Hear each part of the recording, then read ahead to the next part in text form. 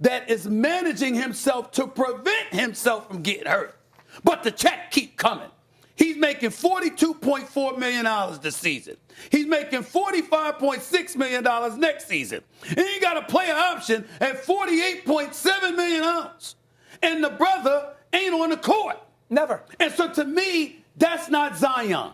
Zion's injuries are, and I'm not saying Kawhi is illegitimate legs. What I'm saying is there have been many occasions for those of us who cover the league where we hear he could play. He might not be 100%, but he could play. When Zion's out, Zion's out. With Kawhi Leonard, you just don't know.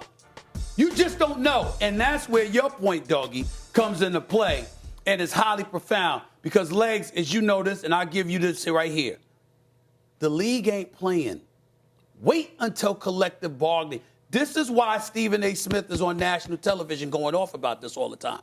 Because they're costing the future.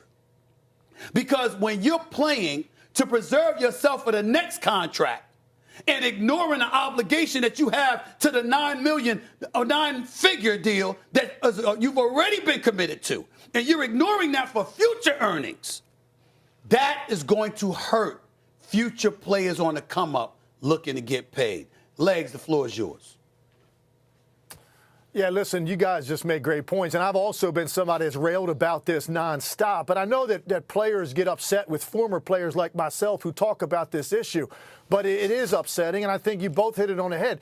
Bottom line is this: sponsors really pay a price because it's a different product they are paying for when those guys don't play. And look, sometimes you get legitimate injuries, and some of the injuries Kawhi dealt with, Klay Thompson dealt with, those are legitimate reasons why they're not out there. But in general, the mentality around the league is that you are lucky if you get 65 out of 82 out of the star players in this league. That's the number. And if you get more than that, great. The problem is this for these teams. You're not seeing dudes play 60 games, 55, 50 games, and lead their teams to the postseason out of the 6, 7, 8 spot.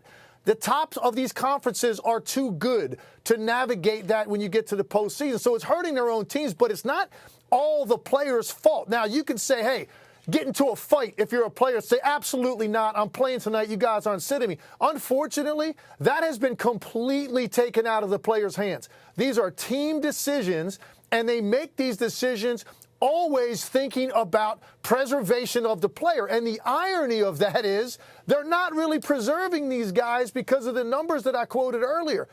337 games missed by the guys that played in the All-Star game last year.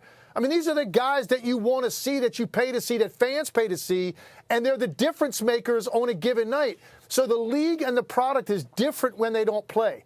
And I understand, with Zion Williamson and a bruised hip, if it's legit, I've had a bruised hip, it could be tender enough where you can't play the next game.